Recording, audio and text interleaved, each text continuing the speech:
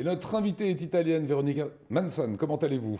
Très bien, merci. On est ravis de vous accueillir. Vous faites partie de l'Institut culturel italien et on parle de Nice. C'est un festival qui va commencer pile poil dans 45 minutes au cinéma L'Odyssée. Qu'est-ce que vous allez proposer dans cette première édition, Veronica? Voilà, c'est une première audition et la spécialité, c'est qu'on présente seulement des œuvres premières, les premiers films de jeunes réalisateurs italiennes. Et ce soir, on a un court-métrage et un long-métrage. Deux jeunes réalisateurs à leur premier film. Ils sont très émus d'être en France et ils ont été aux États-Unis, en Russie. C'est le Festival Nice depuis 30 ans. Fait la promotion du nouveau festival. Alors, Nice, italien. qui est quand même très bizarre pour un festival Et italien, voilà, c'est que veut dire New Italian Cinema Events. Pourquoi vous ne l'avez pas fait en italien?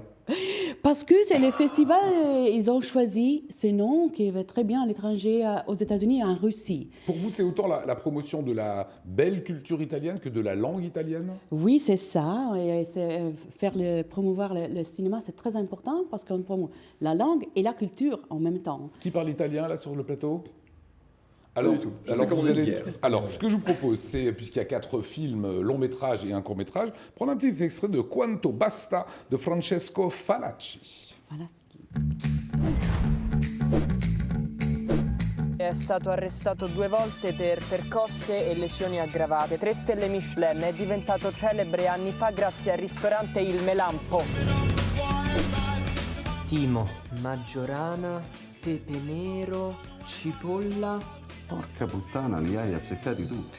Alors dites-moi, Véronica, si j'ai écorché le nom du réalisateur Francesco Falacci? Falaschi. Voilà, C'est vraiment de la nouvelle comédie italienne. C'est un film incroyable, c'est une comédie, c'est une chef étoilée qui doit aller dans une maison des jeunes et leur apprendre à enseigner à cuisiner. Est-ce que ça sera C'est un film sur la ce cuisine soir, italienne. Oui, tous les films sont en français. En français, Voilà, parce que naturellement. nous, sur YouTube, ils nous ont donné que la version Voilà. non sous-titrée. Alors, il y a eu l'âge d'or du cinéma italien. Fellini, Antonioni, Vittorio De Sica, de grands acteurs, Oui, c'est Sofia ça. Loren, Gina Lollobrigida, Marina Vladi. Il y a eu évidemment Marcello Mastroianni. Tout ça, ça évoque Voilà. plein de choses. Vittorio Gassman, Ugo Tognazzi, moi j'étais très fan. Plus près de nous en 99, La vie est belle, évidemment, avec Benigni. Et finalement, depuis 99, compliqué le cinéma C'est italien. ça. Hein. Et c'est pour ça que je pense que c'est important de commencer à vraiment promouvoir les nouveaux réalisateurs qui ne sont pas très connus. Mais voilà, on a Sorrentino. Ils ne sont qui pas a- connus sont pas dans l'ensemble de connus. l'Europe ou même en Italie, vous avez eu ce Non, creux dans en le Italie, ils cinéma. commencent à être connus, mais il faut vraiment être un peu plus connu à l'étranger. Et le Festival Nice, c'est pour ça. Et Vous dites que ce sont les nouvelles promesses du cinéma italien. Vraiment, ce sont les jeunes nouvelles promesses du cinéma italien. Pourquoi le cinéma que j'ai cité, c'était un cinéma qui était tellement international hein. Que s'est-il passé dans le cinéma? C'est les grands acteurs qu'il n'y a plus eu, c'est les grands Fellini et consorts, Voilà, hein. c'est toujours évoquer Fellini. L'année prochaine, c'est l'année de Fellini, c'est le centenaire de sa naissance. Mais il faut découvrir les nouveaux classiques. Et donc, vraiment, ça, c'est une opportunité. On a créé, avec Nice, c'est vrai, ce sont les réalisateurs qui vont être les prochaines Fellini, Ce sont eux Antonioni. qu'on va voir ce soir. Un petit mot avant qu'on voit quelques images de Hôtel Gagarine. Un Gagarine. petit mot, dites-moi. Ah, ça, c'est une comédie incroyable. C'est une compagnie italienne qui va réaliser un film en Arménie. Ils ont des fonds de la communauté européenne. Ils vont faire, bon, on va faire quelque chose. Mais après, tous les villages tombent amoureux de cette idée et tous les villages vont participer. Ils doivent faire le film et c'est une... voilà. C'est à un voir ce succès. soir. Petit extrait, regardez. Devo fare un film, mettere insieme una troupe, mandarla in Armenia, ricevere un finanziamento europeo. La troupe?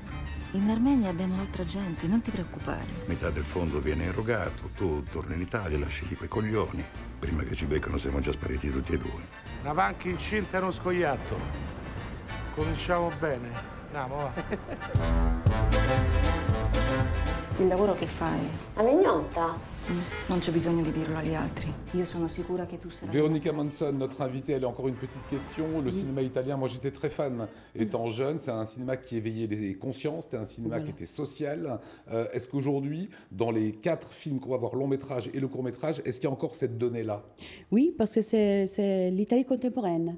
Voilà, l'Italie, on n'a pas de stéréotypes. C'est l'Italie qui va à l'étranger, qui va faire les films en Arménie, qui va voilà, en Ukraine. Le film qu'on présente ce soir à l'Odyssée, à 20h, c'est un film d'un voyage tragicomique de l'Italie à l'Ukraine. Et voilà, vraiment, ça devient vraiment, je pense, un cinéma européen. Eh bien alors, allez-y, ça commence ce soir à l'Odyssée, là ça a un peu râpé quand même, mais c'est jusqu'au 26 avec cette affiche très cinéma italien.